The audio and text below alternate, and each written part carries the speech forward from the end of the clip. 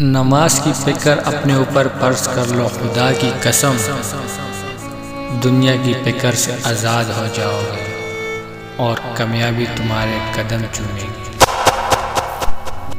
انسان کی اصل موت تب ہوتی ہے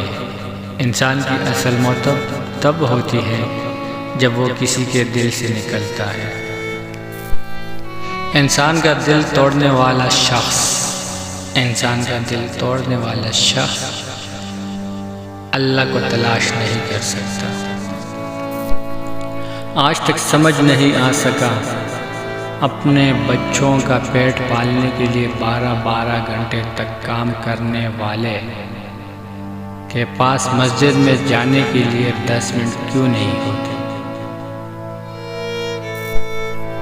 غیر ضروری تنقید و تلوار ہے جو سب سے پہلے خوبصورت تعلقات کا سرقلم کرتی ہے۔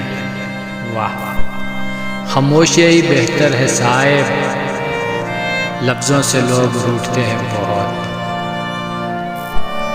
اپنی زندگی ایسے جیو کہ اللہ تعالیٰ کو پسند آ جاؤ۔